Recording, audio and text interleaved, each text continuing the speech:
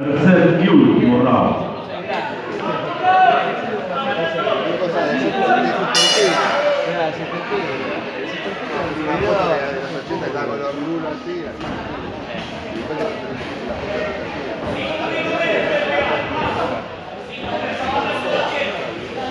Después te va a cenar.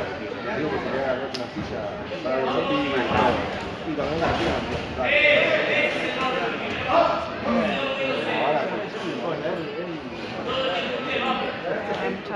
yo pensé entrar en Batoni, pero no tenía que ir para la